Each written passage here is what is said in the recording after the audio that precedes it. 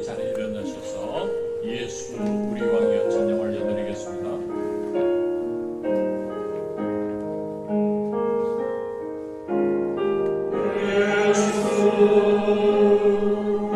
우리 왕이여 이곳에 오셔서 우리가 함께 드리리 영광을 받아 주소서. 우리는 주님의 성, 주님은 우리 왕이라. 왕이신 예수님 오셔서 찾아와서 다스리소서.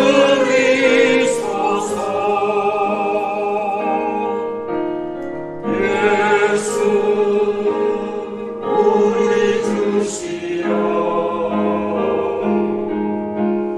이곳에 오셔서 우리가 주께 드리리 찬양을 받아 주소서. 우리는 주님의 종들, 주님은 우리 주시라.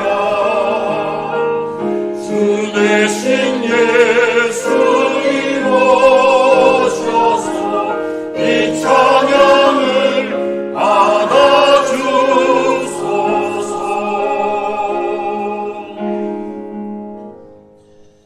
고백하시겠습니다. 나는 전능하신 아버지 하나님 천지의 창조주를 믿습니다. 나는 그의 유일하신 아들 우리 주 예수 그리스도를 믿습니다.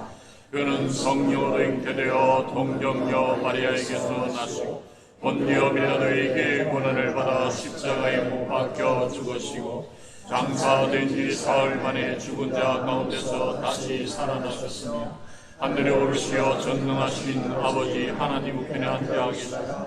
거기로부터 살아있는 자와 죽은 자를 심판하러 오십니다.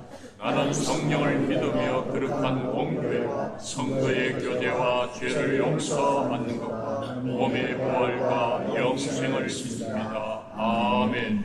앉으시겠습니다.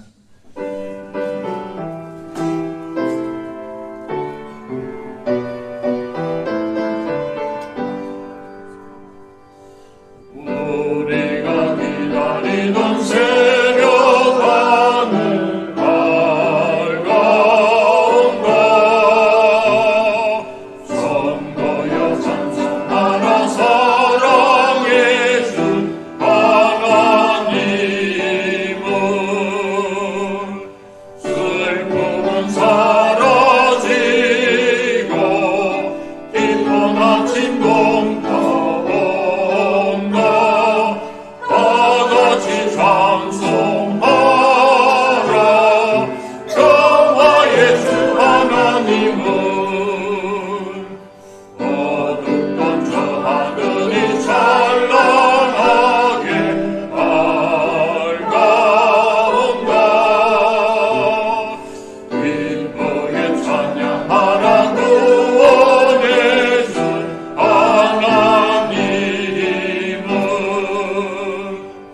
근심은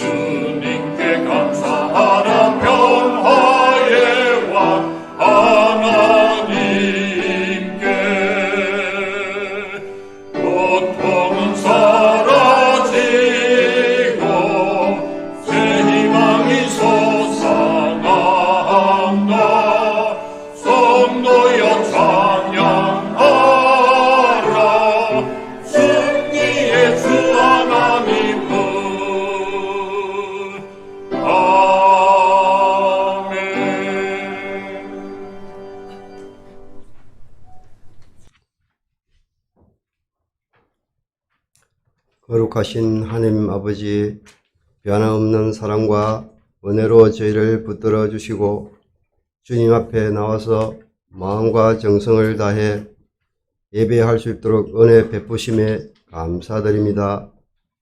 이 시간 세상의 근심과 염려를 모두 내려놓고 오직 주님만 바라보는 된 예배자가 되게 하옵소서.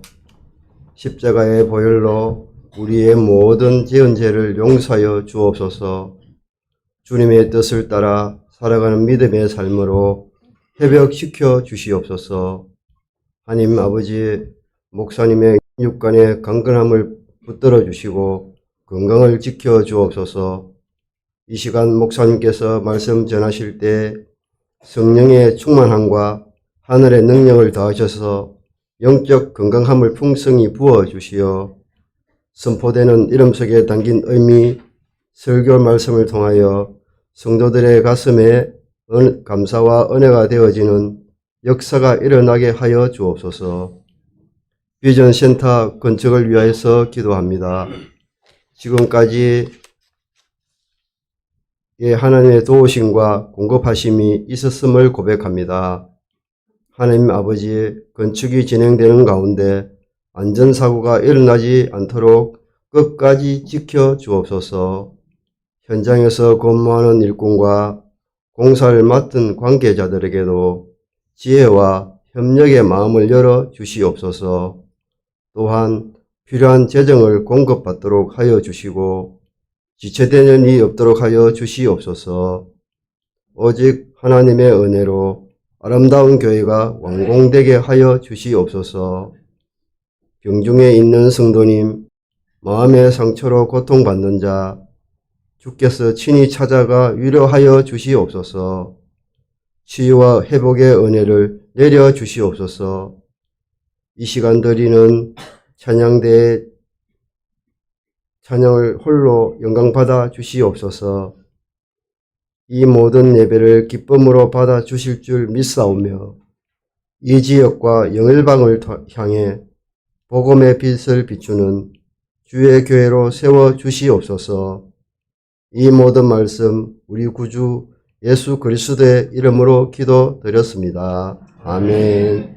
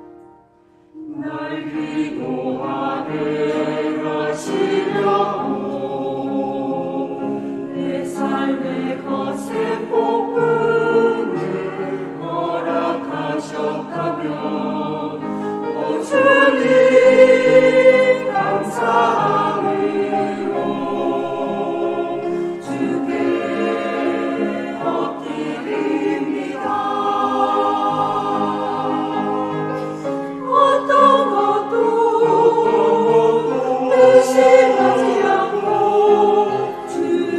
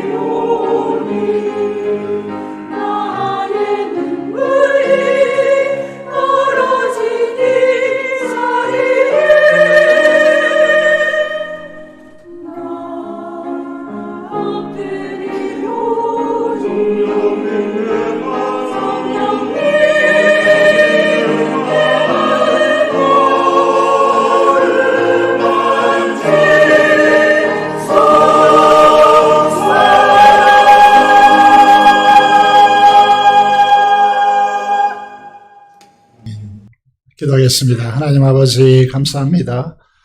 지난 주간이 너무나 추웠는데 하나님 아버지 여러 가지 모양으로 지켜주신 하나님의 은혜에 진심으로 감사를 드립니다. 여러의 삶의 현장 속에서 하나님께서 우리를 보호하여 지켜주시고 이곳까지 오게 하셔서 예배드리게 하심을 감사합니다. 이 감사를 하나님께서 점령하여 주시옵소서. 우리를 대표하여 드린 기도를 하나님께서 연락하여 주시고 아버지 하나님께서 일하여 주시기를 간절히 소원을 드리며 성취하여 주시옵소서.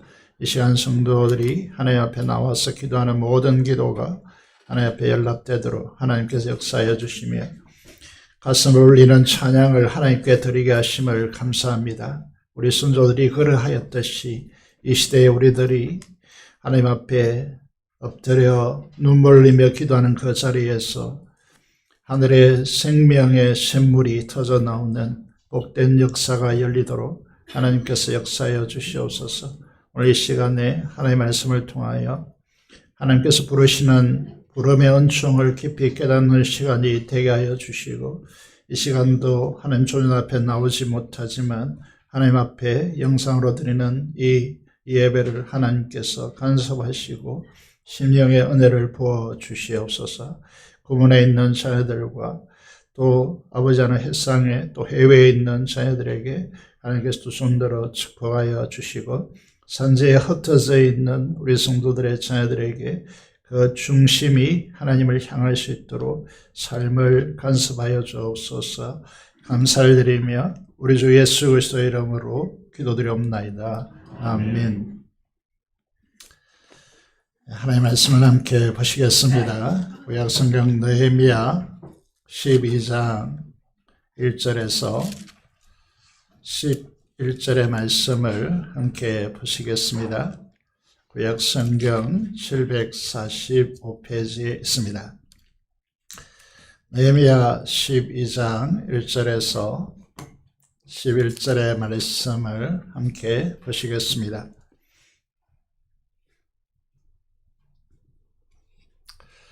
자, 읽도록하겠습니다. 사에들의 아들 스룹바벨과 예수아와 함께 돌아온 제사장들과 레위 사람들은 이러하니라. 제사장들은 스라이아와 에레미야와 에스라와 아마리아와 말루카 핫두스와 스가냐와 르훔과 모레무카 이또와 긴느도이와 아비야와 미야민과 마다야와 빌가와 스마야와 요아립과 여다야와 살루와 아모카 hil기야와 여다야니 이상은 예수와 때의 제사장들과 그들의 행세의 지도자들이었느니라. 레위 사람들의 예수아와 빈누이와 감미엘과 세라빠와 유다와 마따냐니 이 마따냐는 그의 형제와 함께 찬송하는 일을 맡았고 또 그들의 형제 박부기아와 운노는 직무를 따라 그들의 맞은편에 있으며 예수아는 요아김을 낳고 요아김은 엘리야십을 낳고 엘리야십은 요아다를 낳고 요야다는 요나단을 낳고 요나단은 얏두아를 낳았느니라. 말씀을 보았습니다. 오늘은 주보에는 우리의 이름 속에 담긴 의미가 무엇일까? 그 의미는 하나님의 부르심이라고 하는 의미를 담고 있다는 이런 내용을 가지고 하나님의 말씀을 함께 살펴보고자 합니다. 우리 자신을 향한 하나님의 계획과 부르심의 은혜를 깨닫는 귀한 은혜의 시간이 되시기를 간절히 소망합니다. 하나님의 부르심에는 후회하심이 없다. 이제 우리가 찬양하고 있습니다. 오늘 우리가 이 삶의 자리에 선 것도 오직 주의 은혜입니다. 우리는 많은 관계 속에서 살아가고 있습니다. 부모, 또 여러 가지 관계, 사정 등으로 우리가 이 자리에 부름받아 있겠지만 이 모든 것들은 하나님의 전적인 은혜의 부르심으로 오늘 우리가 이 자리에 있음을 기억하기를 원합니다. 인생의 많은 고난과 역경과 어려움과 질병 속에서 종종 인생의 질문이 던져집니다. 때로는 요처럼 알 수 없는 고난에 직면하게 될 때에 또 하박국처럼 정의가 승리하지 못할 때에 삶의 현장 속에서 하나님 세상은 왜 이렇습니까? 우리가 당면한 삶의 현장에서 질문하게 되어집니다. 세상의 악이 간영함에도 불구하고 세상의 권력과 힘이 모든 것을 집어삼키는 듯 보이지만은 하나님 우리에게 진리의 말씀으로 하나님의 위엄과 그 강대하심과 영광으로 이 세상을 통치하고 계심을 바라보게 하십니다. 우리는 결국 이 찬양을 통해서 이 진리의 감격 속에서 목놓아 부를 수밖에 없습니다. 날 부르신 뜻, 내가 항상 생각하는 것보다 크고 우리를 향한 하나님의 계획은 나의 지혜로 다 어떻게 알 수 있겠습니까? 하나님의 아들인 주님의 십자가와 부활의 능력 안에서 우리를 부르신 그 경이로움의 영광으로 이끌어내시는 이 하나님의 인도하심을 바라보며 하나님을 전적으로 신뢰하고 우리를 가장 좋은 길로, 가장 완전한 길로 오늘도 이끄심을 바라보고 믿고 우리의 인생을 걸어가는 것입니다.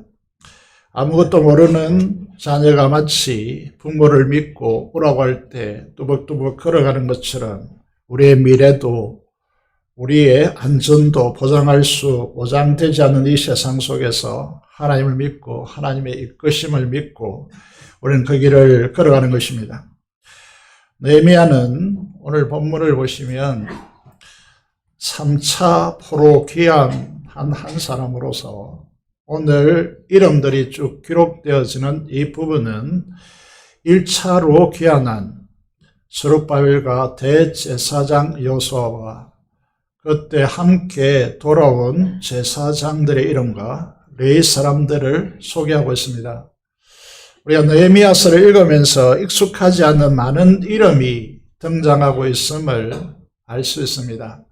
그런데 성경은 제가 믿기로는 한 자도 한 문장도 흐트러짐이 없기 때문에 그 중요한 의미를 담고 있다라고 믿습니다.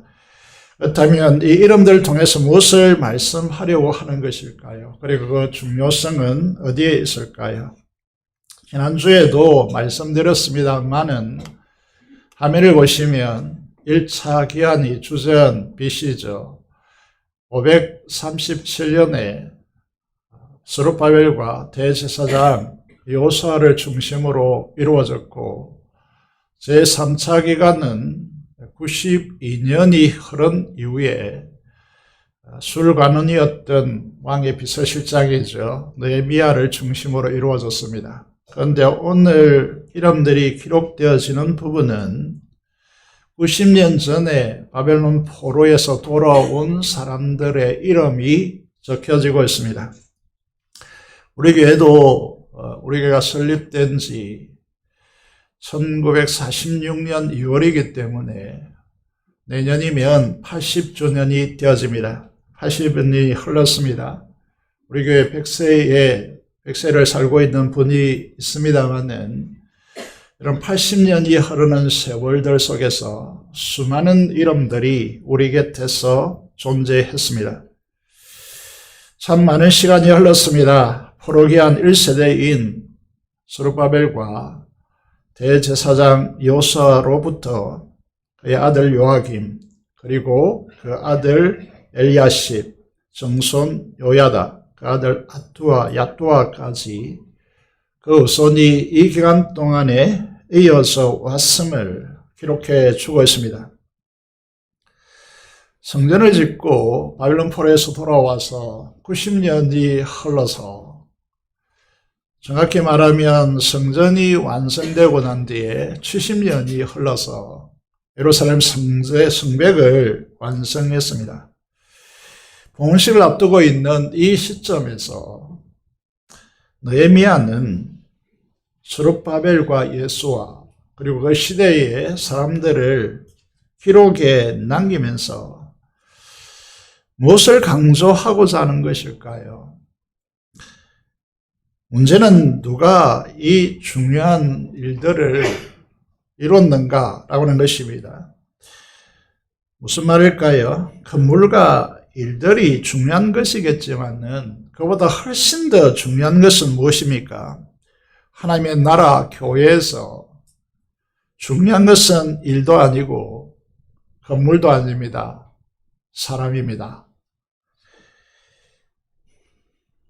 느헤미야를 읽어보시면 알겠지만은 건물의 높이가 어떻고 건물의 규모가 어떻고 성벽의 길이는 어떻고 이런 이야기를 하지 않습니다. 대신에 이거를 감당한 사람들의 이름만 가득하고 있습니다. 뭘 말하는 것입니까? 하나님이 가장 중요하게 생각하는 것이 이 우주보다 더 귀한 주님의 생명의 대가를 지불하고 하나님의 자녀 삼으신 성도들입니다.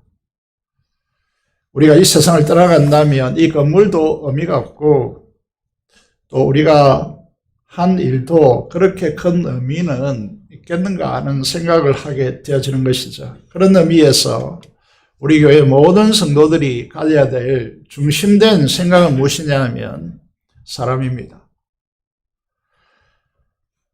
여러분 잘 아시는 시가 있습니다. 김춘수의 꽃이라고 하는 시인데 이거는 모든 존재의 열망이 이제 담겨있기 때문에 많은 사람들에게 읽혀지는 시라고 생각합니다. 이와 관련해서 이제 저는 차를 탈 때 KBS 뉴스나 이제 이 대담 프로를 주로 듣는 입장인데 대담 프로에 나갈 시간에 신앙인이죠. 예수를 믿는 노사연이라는 가수가 바램이라고 하는 노래를 부르더라고요. 그래서 저는 노래 가요를 잘 절개하지 않지만은 듣고 있으니까 눈물이 나더라고요. 내 손에 잡은 것이 많아서 손이 아픕니다. 등에 짊어진 삶의 무게가 온몸을 아프게 하고 매일 해결해야 하는 일 때문에 내 시간도 없이 살다가 평생 바쁘게 걸어왔으니 다리도 아픕니다. 내가 힘들고 외로워질 때 내 얘기를, 내 이야기를 조금만 들어준다면 어느 날 갑자기 세월의 한복판에 덩그러니 혼자 있진 않겠죠. 큰 것도 아니고 아주 작은 한마디, 지친 나를 안아주면서 사랑한다, 정말 사랑한다 그 말을 해준다면 나는 사막을 걷는데도 꽃길이라 생각할 것입니다. 유명한 말이죠. 나는 늙어가는 것이 아니라 조금씩 익어가는 겁니다. 사람들이 바라는 것이 무엇입니까? 나의 이름에 담긴 의미가 무엇일까요? 이렇게 힘든 세상 한가운데 나를 안아주는 이 없고 나를 사랑하는 주는 이 없고 사랑한다, 정말 사랑한다 라고 하는 이 말이 사막이라 할지라도 꽃길가처럼 걷게 되어지는데 우리를 향한 하나님의 사랑은 도대체 어떤 사랑일까라는 것이죠. 우린 관심과 사랑으로 존재의 의미를 깨닫고 행복으로 살아가는 존재들입니다. 사랑하는 여러분, 우리는 예수 그리스도 안에 있기 때문에 하나님께서 예수 그리스도 안에 펼친 이 놀라운 사랑의 행복에 깨어있는 사람들인가? 이 우주에서 가장 존귀한 존재, 가장 크신 존재, 가장 위대한 존재가 나를 사랑한다. 전능하신 창조자 하나님이 할 수 있는 그분의 전부를 다 바쳐서 날 사랑한다라고 하는 것이 하나님의 말씀입니다. 성경은 죽은 책이 아닙니다. 날마다 우리에게 성령 하나님의 감동으로 사랑의 편지로 내가 너를 사랑한다 라고 하는 이 말을 하나님께서 매주마다 우리를 부르셔서 우리에게 말씀하고자 하는 것이죠. 성경을 다 몰라도 우리가 다 알 수가 어떻게 다 알 수 있겠습니까? 그런데 가장 중요한 한 절을 꼽으라면 주저없이 우리는 요한복음 3장 16절을 꼽습니다. 이 사랑을 담을 이 세상에 언어가 없어서 그냥 이처럼 사랑했다 라고 말합니다. 우리가 어떻게 이 사랑을 흉내낼 수조차 있겠습니까? 하나뿐인 아들 성자 하나님을 인간으로 보내시고 지옥의 행벌을 받으시게 하시고 우리를 구원하셔서 하나님의 양자, 하나님의 아들, 딸로 삼으신 이 사랑을 어떻게 인간의 언어로 설명될 수 있겠습니까? 최고의 하나님, 모든 사랑의 하나님은 자녀된 우리에게 이런 최고의 선물을 어떻게 주시는 것입니까? 여러분, 성경에는 이런 내용으로 가득 차 있단 말입니다. 에베소서 1장 3절 잘 알겠지만은 하나님께서 그리스도 안에서 우리에게 무엇을 사랑한다라고 했을 때에 전능하시고 천지의 창조주가 되신 하나님은 그분의 수준에서 우리에게 무엇을 주실 수 있습니까? 하늘에 속한 모든 신령한 복이 있다면 그 복을 자녀된 우리에게 다 쏟아부어 주셨다. 사도 바울이 파악한 내용입니다. 여러분, 사람이 사람답게 살려면 사람으로 일단 태어나야 합니다. 우리가 그리스도인으로서 하나님의 자녀답게 살려면 우리의 노력으로 가능할까요? 이 부분이 많은 그리스도인들이 착각하는 부분인데 생명과 경건에 속한 모든 것을 우리에게 부어주셨기 때문에 우리가 하나님의 자녀로서의 삶이 가능한 것입니다. 이건 설명할 길이 없어서 어떻게 이것이 되어졌는가라는 걸 설명할 수 없어서 사도 베드로는 그의 신기한 능력으로 이랬습니다. 언어로 설명할 길이 없습니다. 여러분, 본질이 다른 것입니다. 개와 소가 다르듯이 모든 것을 다 쏟아 부어져서 우리를 하나님의 자녀로 세워놓았기 때문에 겉으로 잘 보이지 않겠지만은 이게 사실이다라는 것이죠. 그래서 사도 바울은 이렇게 보고 있습니다. 고린도서 2장 14절의 말씀을 보니 고린도 전서에 인간을 세 가지로 분류하고 있습니다.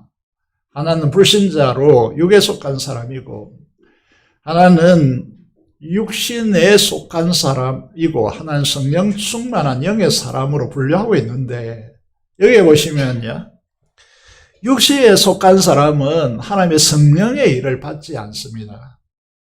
이는 그것들이 그에게 어리석게 보인다라고 말하고 있습니다. 예를 들어서 그리스도인에게 진짜 중요한 것이 기도이고, 오늘도 이제 찬양에서 말씀했지만은 기도를 통하여 하늘에 눈물이 흐르고, 하늘에 눈물이 흐른 그 자리에 생수가 되어 터져 나온단 말입니다. 그런데 이 가치를 모르는 것이죠. 그는 그것들을 할 수도 없다. 왜냐하면 그러한 일을 영적으로 분별되기 때문이다. 여러분, 이름의 가치에 대해서 오늘 바라보고 있는데, 하나님께서 우리에게 주신 이런 영적인 일들에 대하여서 돈이 되지 않기 때문에 이런 사고로 얼룩진 이 세대 가운데 이 중요한 영적인 일들의 가치가 중요하게 여겨지지 않는단 말입니다. 하나님께서 우리에게 말씀이 얼마나 중요하냐. 인간 이제 세상 속에서 바람이란 노래를 제가 이제 별로 좋아하지 않지만 소개하는 이유는 인간 세상 속에서도 결핍 가운데 살아가는 인생 속에서도 정말 진심으로 안아주면서 너를 사랑한다 라고 하는 이 말 한마디가 아무리 힘들고 고난의 인생길이라 할지라도 사막이 꽃길이 된다라고 세상은 노래하고 있습니다. 하물며 하나님께서는 이게 한마디가 아니라 엄청난 사랑을 가지고 우리에게 실질적으로 이 사랑을 하신단 말입니다. 이사야 43장 4절의 말씀을 보시면요, 하나님께서 우리를 어떻게 바라보시는지 고스란히 담겨 있단 말입니다. 여기 보시면 하나님께서 우리에게 말씀하십니다. 네가 내 눈에 보배롭고 존귀하며 그렇기 때문에 내가 너를 사랑하였다. 그래서 세상의 모든 생명의 가치가 있다면 우주의 생명이, 우주보다 더 귀한 가치가 예수 그리스도의 생명인데 그걸 가지고 너를 샀다라고 말하고 있단 말입니다. 세상은 잘 생각해 보시면 이 사랑한다 한마디로 춤추는데 사막의 길도 꽃길로 바뀌는데 이 우주적 존재가 우리를 향하여서 내가 이렇게 사랑한다. 내가 이렇게 고귀하게 여기고 보배롭게 여기고 존귀하게 너를 대한다. 하나님은 절대로 우리를 수단으로 삼지 않습니다. 어디까지 갔느냐? 제가 계속 강조하고 있지만은 요한복음은 성전의 성막의 구조를 가지고 있다. 성막에서 가장 중요한 건 지성소고 그 지성소 위에 법궤가 법궤 위에 속죄소, 그것이 가장 중요하다. 이렇게 말씀을 드리고 있습니다. 그것이 하나님 보좌이다. 이렇게 말씀하고 있습니다. 그게 요한복음 17장이고 요한복음 17장 22절이란 말입니다. 24절을 통해서 오셔 보면요, 하나님께서, 예수님께서 이렇게 말합니다. 아버지께서 창세전에 우리가 이제 이 세상이 존재하기 전의 이야기입니다. 그때 하나님께서 아들을 낳으셨고 그 아들에게 하나님의 영광을 분야하셔서 하나님적 존재가 되게 하셨단 말입니다. 그런데 그 하나님 되게 한 영광을 예수 그리스도께서 준 영광을 예수님께서 뭐라고 하시느냐 하면 내게 주신 영광을 내가 그들에게 줬다 이렇게 말한단 말입니다. 그들은 누굽니까? 우리들이다 말입니다. 우리가 하나님의 자녀 되는 가장 중요한 원인은 이것에 있다라고 말씀하고 있습니다.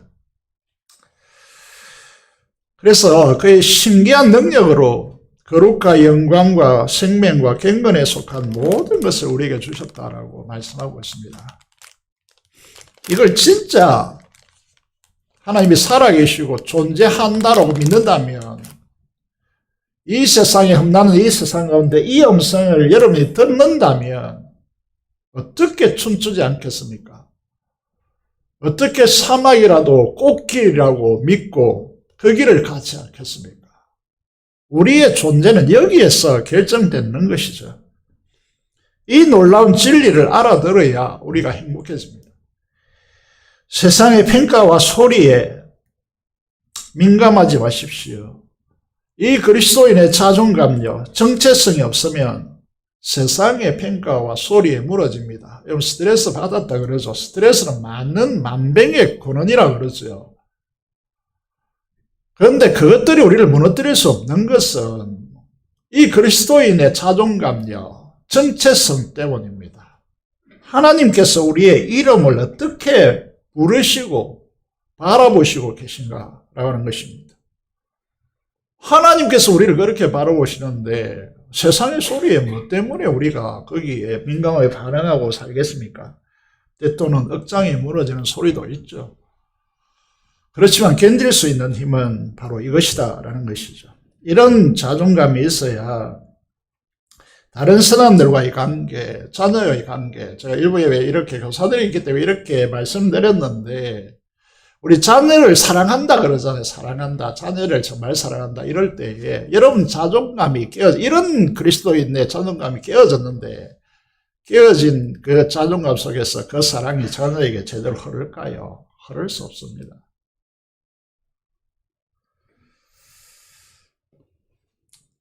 하나님께서 우리 자신을 얼마나 사랑하시는지 알아야 당당해지고 우리에게 맡겨진 사람들을 사랑할 수 있다는 거죠. 우리가 사랑해야 될 대상들이 대부분 누구냐 하면 교회에 나오는 분들이요. 대부분 상처 입은 고독자들입니다. 그 사랑하기가 힘들거든요. 그래서 우리는 고슴도치의 사랑이다 라고 합니다. 그리고 여러분 책을 읽어보았겠지만 가시고기 사랑이라고 합니다. 여러분 결혼한 친구도 오늘 있는데 여러분 아내를 사랑한다는 것, 남편을 사랑한다는 것 쉽지 않습니다. 그 안에 상처가 있기 때문이죠. 인간은 태어나서 가장 가까운 대상으로부터 상처를 입지 멀리 있는 대상으로부터 상처를 입지 않거든요. 그래서 상처 입은 치유자인 우리들이 이 사람을 사랑하고 않는다는 것이 정말 힘듭니다.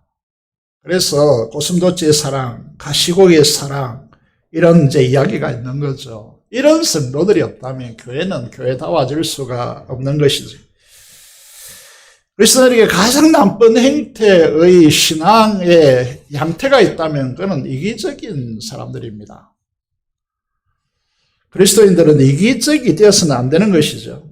그래서 오늘 기억해야 될 첫 번째 이야기는 무엇인가 하면 하나님께서 우리를 얼마나 사랑하셨는가라고 하는 이 부분입니다. 이 부분을 놓치지 않고 살아가기를 원합니다. 두 번째, 느헤미야 성경에 담긴 이 이름들을 보면서요. 읽기도 저도 떠듬거리면서 읽었습니다만 많이 읽어도 떠듬거리고 읽습니다. 이 많은 이름 속에 담겨있는 두 번째 하나님의 말씀의 의미는 무엇인가 하면 말씀드린 대로 이 이름들은 90년 전에 바벨론 포로의 1세대들의 이름이다.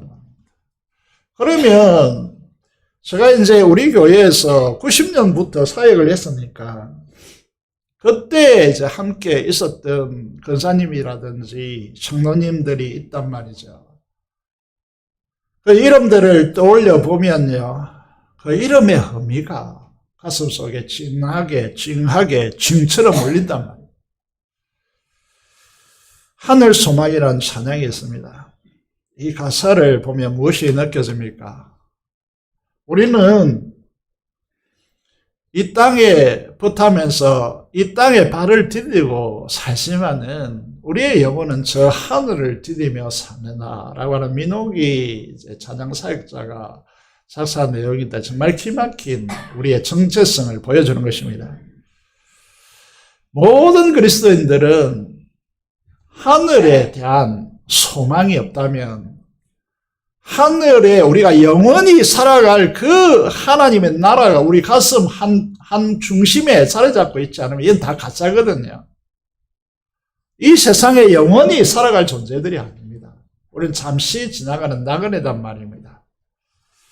보호픈 얼굴들, 그리는 얼굴들 많이 생각나. 이 찬양을 부를 때마다 늘 눈물 짓습니다. 그리운 할아버지, 할머니, 아버지, 어머니, 형제들, 앞서간 성도들.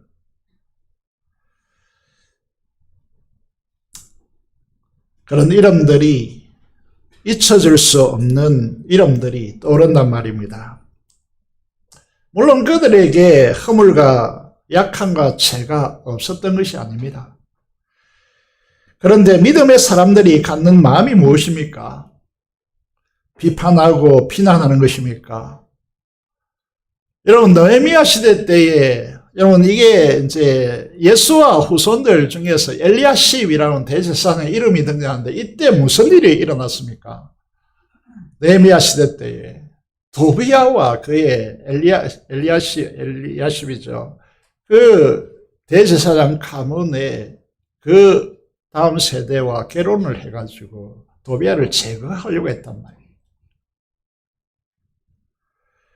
우리 같으면 원수같이 여기고 이 이름을 빼올 것 같습니다. 그런데 이 이름을 이렇게 당당히 쓰고, 당당히 아니라 기록하고 있단 말이에요. 그 이유는 무엇입니까? 여러분, 이 마음에 가진 정체성 때문입니다. 하나님께서 어떻게 언약을 실현해가는가, 인간의 사연을 넘어서서 하나님의 언약을 실현해가는가, 이걸 느헤미야는 보여주고 싶단 말입니다. 여러분, 그리고 이 1세대들이 이 척박한 아무것도 없는 이 땅에 들어와가지고 바벨론 페르시아에서 누렸던 그 자리를 내려놓고 아무것도 없는 이 폐허된 불타버리는 이곳에 와서 텐트를 치고 성전을 짓고 그리고 도시를 회복해야 하는 이 척박한 일들을 이제 떠오르면서요. 이들의 그 수고와 그 헌신과 그 노력, 그 눈물과 그 고통들. 그리고요, 이제 유프라테스 티그리스 강 서편에 이제 이게 존재하고 있는데 그 서편을 다스리는 페르시아의 총독들요. 그리고 서기관들, 이들이 한결같이 이 일을 하지 못하도록 방해했단 말입니다. 그래서 성전을 짓는 게 15년 동안 중단되기도 했고, 이 척박한 삶 가운데 그들의 사명을 감당해야 됐던 그 고난의 삶들을 돌아보면서요, 그 사실을 잊지 말자라는 것이죠. 그 사실을 잊으면 안 된다라는 것이죠. 우리 선조들이 걸어갔던 그 길을 잊으면 안 된다.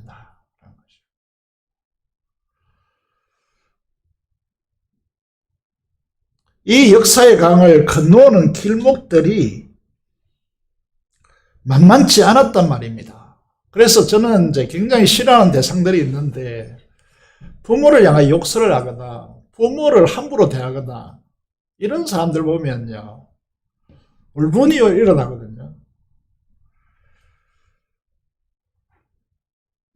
우리가 결코 그들보다 나을 것이 없고 해 아래 새로운 것이 없습니다. 우리가 조금 매웠다고요, 더 순종 안 합니다. 저도 앞서 간 목회자보다 하나도 나음이 없습니다.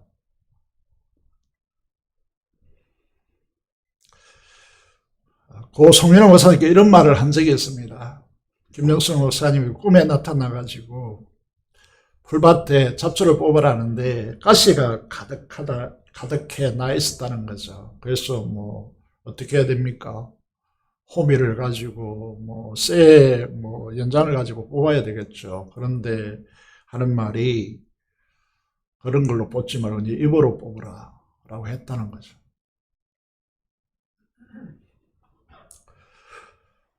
이런 일들을 생각해 보면 우리의 나음이 무엇일까요? 오늘 우리의 헌신이 무엇일까요? 이 본당을 지을 때 우리 선조들의 헌신에 비교하면 우리의 헌신은 세 발의 피라고 할 수 있지 않겠습니까?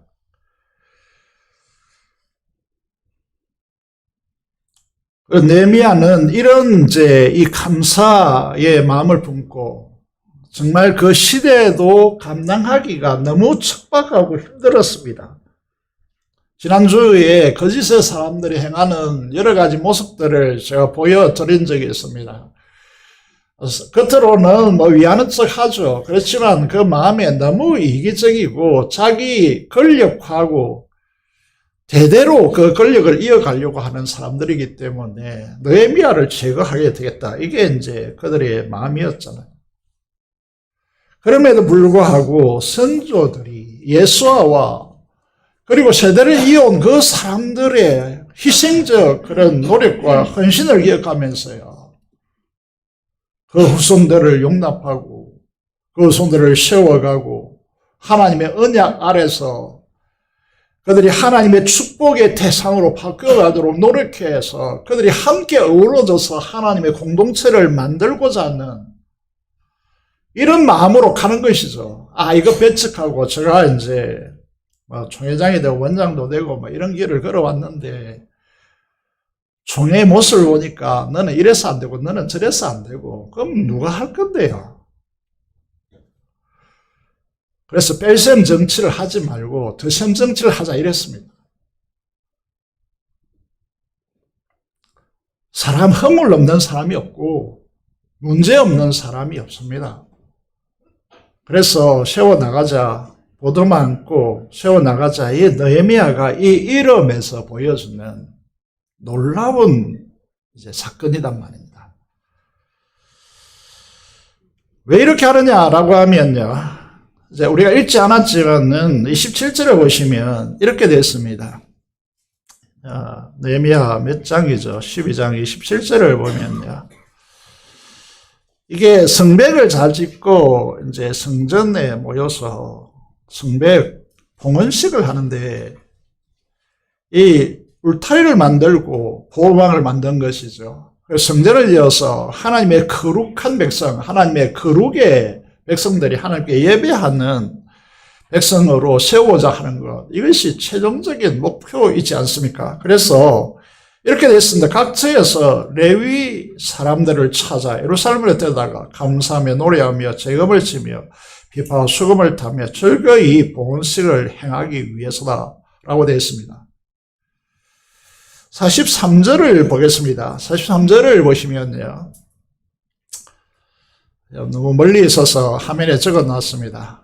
이 날에 봉헌식을 하는 날입니다. 무리가 크게 제사를 드리고 심히 즐거워하였으며 이는 하나님이 크게 즐거워하게 하셨습니다. 부녀와 어린 아이도 즐거워하였으므로 예루살렘에 즐거워하는 소리가 멀리 들렸느니라. 예루살렘 안에만 있는 것이 아니고 사방으로 퍼져나갔다 이런 뜻이겠죠.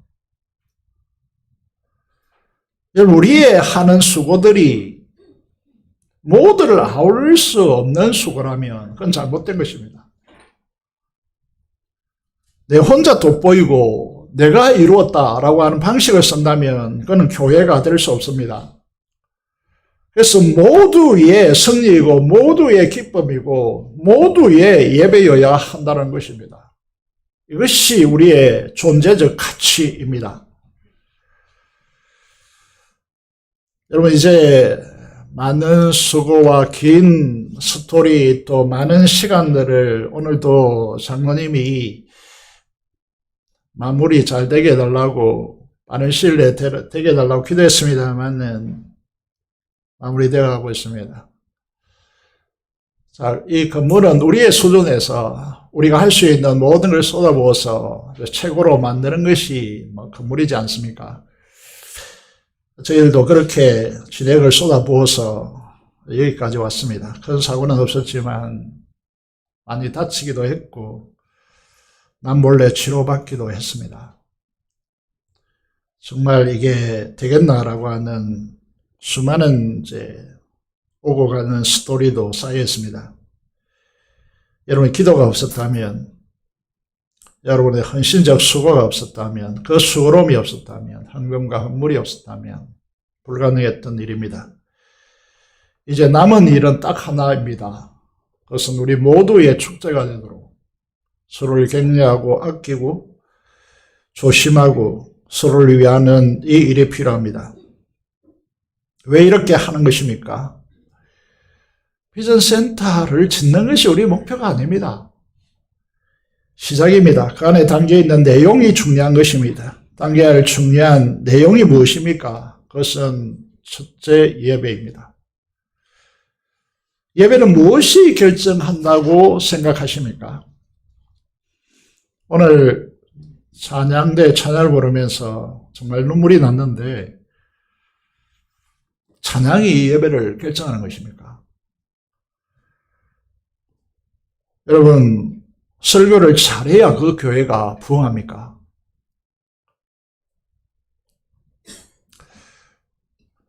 여러분 그것들이 중요한 요인이겠지만 결정적인 것은 아닙니다. 하나님의 임재가 그 예배를 결정합니다.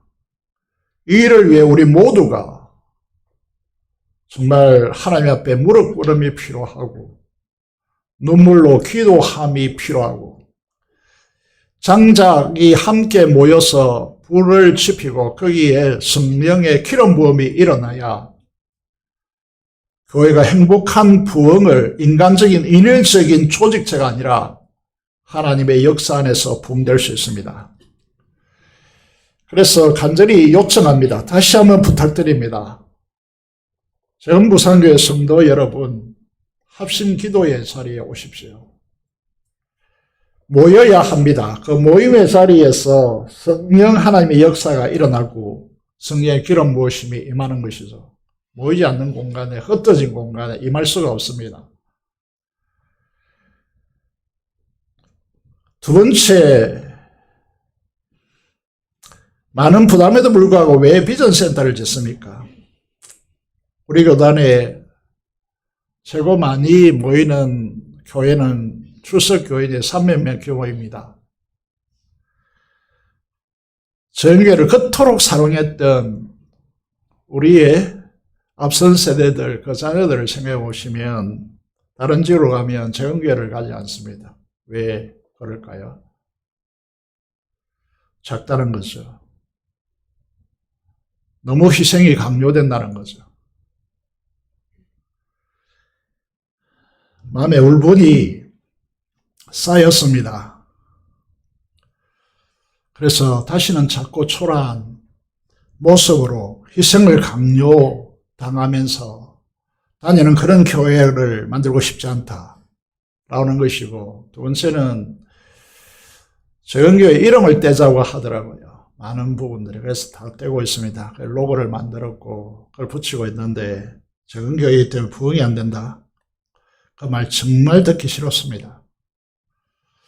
그래서 재헌부산교회 모교이니까 믿음으로 이걸 증명해내는 교회가 되어야 됩니다. 재헌교회라서 안 된다 이게 아니고 주님께서 기뻐하시는 교회이면 된다 라고 하는 이 희망의 메시지를 다음 세대에 내보내야 합니다.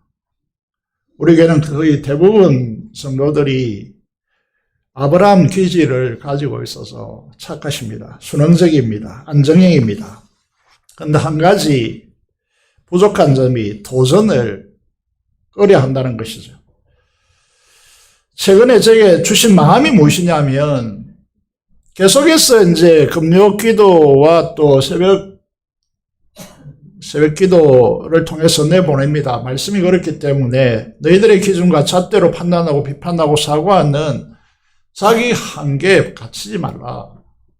이게 최근에 우리에게 주신 계속해서 에스라서 읽게 만들고요. 느헤미야서 읽게 만들고 학계 읽게 만들었습니다. 그것에서 우리에게 주시는 메시지가 무엇이냐면 제발 너희의 사고 한계 아래서 말하고 사과하고 비판하고 이렇게 좀 하지 마라 라고 하는 주님의 메시지입니다. 여러분은 안중근 의사를 아십니다.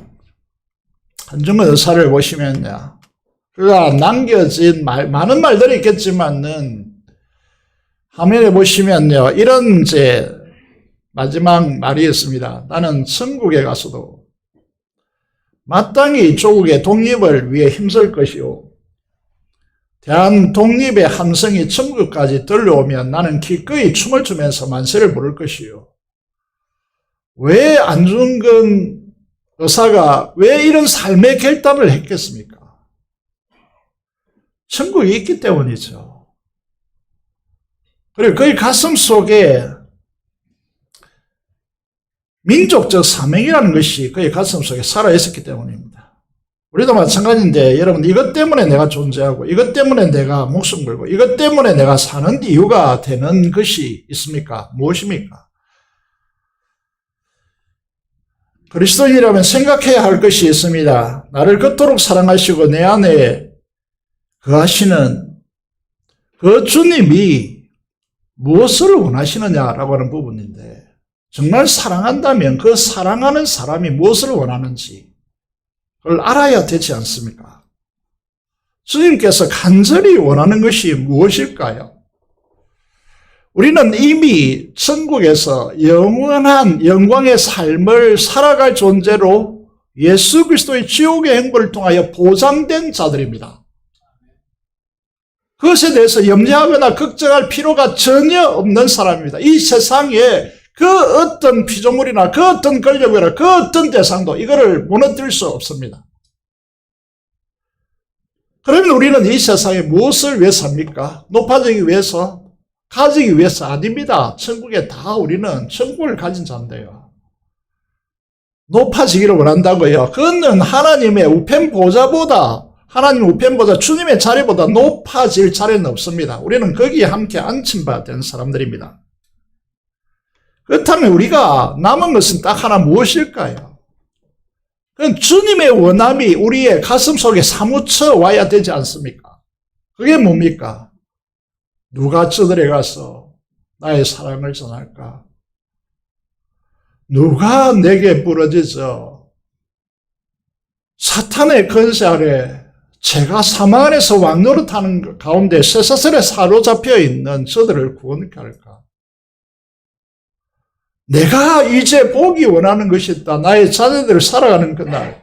여러분, 이 찬양을 통해서 제가 하고 싶은 이야기는, 여기에 모여드는 우리들은 이 사랑을 받고 이 존경을 받고 이 영광을 부여받은 자들이기 때문에 우리의 목장에서 우리의 예배드리는 이 모습들이 정말 행복해야 되지 않습니까? 우리의 기쁨을, 이 기쁨 빼앗아가는 것들이 무엇입니까? 사람입니까? 절대로 그런 것이 될 수 없는 것이죠. 우리가 이 행복한 영광의 거룩의 가치를 안다면 이 가치로 들어와야 될 수많은 영혼들이 있지 않습니까? 특별히 하나님께서 이 지역을 바꾸어 주시고 변화시켜 주시고 이 지역에 기회를 주신단 말입니다. 그 기회에 맞춰서 온 사방에서 볼 수 있는 건물을 우리가 갖추었단 말입니다. 그 가치로 바라봐야지 무슨 잘 짓네, 못 짓네, 빚이 얼마네 이런 가지고 교회가 무너져야 되겠습니까? 많은 교회들이 건물을 짓고 이렇게 무너진단 말입니다. 하나님께서 목표하는 목표를 잘 보지 못하는 것이죠. 여러분, 계속해서 지난주에도 말씀드렸습니다.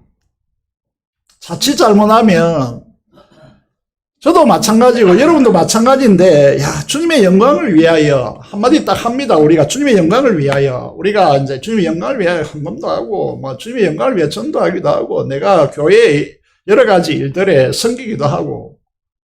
그런데 딱 주님 앞에, 존전 앞에 섰단 말이에요. 우리 모두는 하나님의 심판대 앞에 섰단 말입니다. 오른편 양이 될 것인가, 왼편 염소가 될 것인가, 이게 우리 인생에 남겨진 것입니다. 그때에 왼편 염소들이 뭐라고 합니까? 나는 너희들을 모른다. 왜 우리를 모릅니까? 우리가 주님께서 꼬에 갇혔을 때 함께 갔고, 헐벗을 때 입을 걸 주었고, 굶주렸을 때 먹을 걸 줬고, 목마를 때 마실 거를 다 주었는데, 우리가 이렇게 헌신하고 이렇게 노력했는데, 우리를 모른다고요. 그래, 난 너 모른다. 무슨 말입니까, 이게? 이 주님을 위한다는 미명 아래 실제적으로는 자기를 위해서 살았단 말입니다. 이게 바리새인들의 함정이었죠. 하나님께 돌아갈 영광을 자기가 독차지하고 앉아서 사람들에게 인정받고 영광받고 그렇게 하기 원했단 말입니다. 주님과 아무 상관이 없었어요.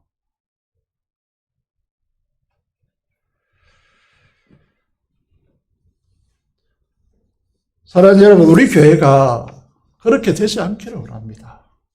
그렇게 되지 않으려면 두 가지를 갖춰야 되거든요. 하나는 내가 주님 앞에, 주님 안에 거하고 있는가? 정말 내가 주님께 기도하는가? 정말 내가 겸손한가? 이게 시금석입니다. 오늘 말씀을 정리해 보면, 우리의 이름의 의미요, 존재적 가치 의미요. 저희 이름을 여러분들이 아시겠지만 이름의 의미를 잘 모르잖아요. 부모가 무엇 때문에 지어줬는지, 제가 이제 다음 세대 이름을 제법 지었는데 그 이름의 의미가 다 담겨있지 않겠어요? 제 이름은 저희 부모가 법관이 되라고 지은 이름이거든요. 그럼 저는 그 자리에 성격도 그런 것 같아요. 저희 형님이 전에도 말씀드렸지만 이 목사 때는 정말 잘못됐다. 너 성도들을 얼마나 고생하는지 모르겠다. 웃지도 않고 그렇게 안 웃어가 네가 무슨 목회를 하노. 이런 이야기 종종 듣거든요. 우리의 이름의 의미들이 다 담겨 있습니다. 그래서 저도 이런 생각을 하죠. 많은 사람들이 이야기하겠지만은 예수 안 믿었으면 너 큰일을 존재했다. 이렇게 이야기를 하기도 합니다만은 여러분, 오늘 우리가 걸어가는 이 길, 우리의 어떤 사람, 어떤 이야기를 듣더라도 하나님께서 우리를 얼마나 사랑하시는지 하는데 이 소리가 나에게 영향을 미치겠냐. 또 거꾸로 가면 안 됩니다. 그래서 목사님은 변화되지 않잖아요. 이렇게 이야기하면 안 되잖아요. 그래서 자존감을 가지십시오. 어떤 것에도 흔들리지 않는 자존감을 가지십시오. 그리고 우리의 남은 인생의 길은 안중근 의사와 같이 주님의 원함이 나의 원함이 되어서 우리가 고생하고 우리가 힘들게 가는 이 길이 주님의 길이기를 원하고 주님의 원함이 나의 원함이 되기를 원하는 그런 삶이 되어지기를 주님의 이름으로 축복드립니다. 기도드릴게요. 하나님 앞에 함성으로 기도하겠습니다. 하나님, 우리의 이름의 의미를 하나님께서 우리에게 붙여주셔사오니 주님의 원함이 나의 원함이 되고 주님이 이루시고자 하는 그 일을 우리가 이루는 사람들 되게 하여 주시옵소서. 민족 보호와 통일과 파송의 선교사를 위해서 함성으로 기도하겠습니다.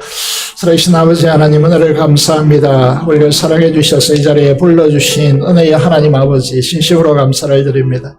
아버지께서 역사하여 주시고 은혜 베풀어 주시기를 간절히 손을 드리옵고 부르신 사명을 받드는 우리의 이름의 영광과 거룩을 우리에게 부여하셔서오니 그 이름의 영광답게 우리가 살아갈 수 있는 은혜가 있게 하여 주시옵소서. 주님의 원함이 나의 원함이 되어서 주님의 기쁨이 나의 기쁨이 되어지고 주님의 행복이 나의 행복이 되어지는 주님과 유리되지 않고 주님 안에 거하는 자로 세워주시옵소서.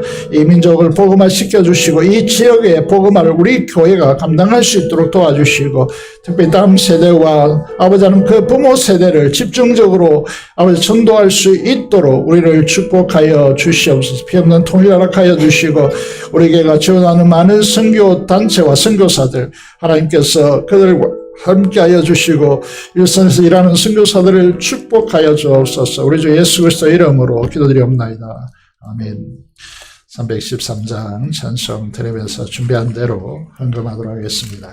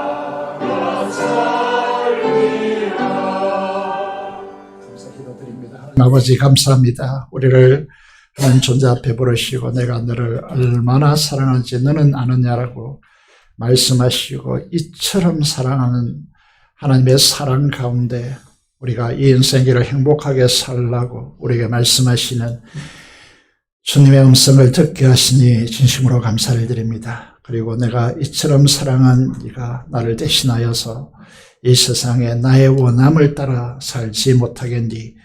라고 질문하시는 주님의 음성을 따라 주님의 원함이 나의 원함이 되어서 주님의 행복의 하늘의 기쁨에 동참하는 자로 우리를 세워주셨사오니 그 길을 걸어갈 수 있도록 하나님께서 역사하여 주시옵소서. 주령과 11조 목정음을 따라 하나님께 헌신하며 주의 몸된 교회를 위하여 헌금하는 주의 귀한 자들을 하나님께서 두 손들어 축복하여 주시고 주님의 몸된 교회 건축과 전도와 다음 세대를 위하여 간절히 간구하며 자녀들을 위해 가정을 위하여 눈물로 기도하는 모든 성도들의 기도를 하나님께서 연락하여 주시고 은혜 베풀어 주시옵소서. 감사를 드리며 우리 주 예수 그리스도 이름으로 기도드리옵나이다. 아멘.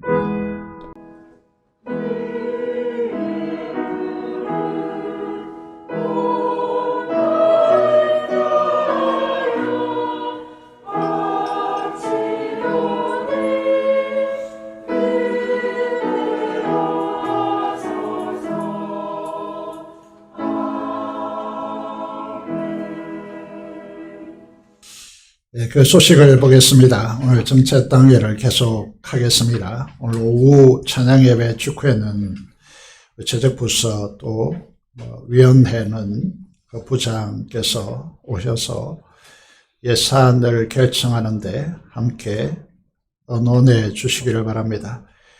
오후 찬양 예배 직후에 구 유년부 교육관 유년부실에서 모임을 가지도록 하겠습니다. 다음 주에는 오전 예배 직후에 26년도 예산 편성을 위한 공동의회를 가집니다. 모든 세례 교인들은 꼭 참석하셔서 그의 책임 있는 직분자로서 써주시길 바랍니다. 오늘 청소년 부서와 이제 저와의 만남이 있습니다. 기도해 주시면 좋겠고, 센터 공사를 위해서 계속해서 관심을 가지시고 기도해 주시고, 마무리 작업하고 있습니다. 여러분 많은 손길이 필요합니다. 먼지도 쓸어내야 하고 또 여러 가지 이제 작업 디테일하게 남아 있습니다. 위에서 기도해 주시고 협력해 주시기를 바랍니다. 여러분 요청이 있을 때 언제든지 달려오셔서 도와주시기를 바라겠습니다. 그리고 재정상 어려움을 겪고 있습니다. 그래서 여러분의 기도가 간절히 필요합니다. 기도해 주시기를 바라겠습니다. 하나님의 공급하심에 부유하심을 위하여 기도해 주시기를 바랍니다. 말씀드린 대로 열 습관에 빠지지 마시고 나는 가지 않아도 괜찮겠지 생각하지 마시고 이곳에 120명의 기도하는 사람들이 모여서 기도한다면 하나님은 우리가 끝을 알 수 없는 하나님의 역사를 우리가 경험하게 될 것입니다. 함께 금요 기도회로 모여주시기를 바랍니다. 성탄절 준비 기획부 모임을 다음 주 오후 예배 찬양 이후에 가지도록 하겠습니다. 지난주 간과한 대로 결혼식이 있습니다. 결혼식에 함께 동참하실 분들은 시간을 맞추어서 부산진역 8번 출구 앞으로 오시기를 바라겠습니다. 그리고 광고드린 대로 이번 주 금요일은 하만 기도원 이제 건축을 했고 입당 예배가 이루어집니다. 가시고자 하는 분들은 12시까지 교회로 오시면 함께 가실 수 있습니다. 미리 가시고자 하는 분들은 강도사님에게 말씀해 주시기를 부탁드리겠습니다. 오늘 오신 분들을 소개하겠습니다. 우리 김기동, 이모현 이 두 분이 새 가정을 이루고 오늘 예배에 참석했습니다. 여러분에게 인사하도록 하겠습니다. 한번 일어나 주십시오. 예.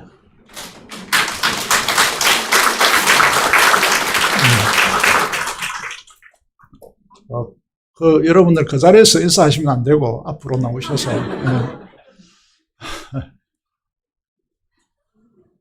예, 먼 곳 가져오셨는데 예, 얼굴을 봐야 될 것 같습니다. 아름답고 현명하다라는 뜻인 것 같은데 이묘현입니다. 문기동 형제는 잘 알고 있죠. 다시 한번 인사하겠습니다. 큰 박수로 환영해 주시기를 바라겠습니다. 예, 감사합니다. 들어가 주십시오. 예. 그리고 나칠봉, 임건주 가정 제주도에서 왔습니다. 너무 뜸하게 오시는 거 아닙니까? 예, 자주 오시기 바랍니다. 요 비행기 값이 좀 비싸졌기는 했습니다만은. 다 같이 일어나셔서 찬송가 2장 찬송 드리도록 하겠습니다.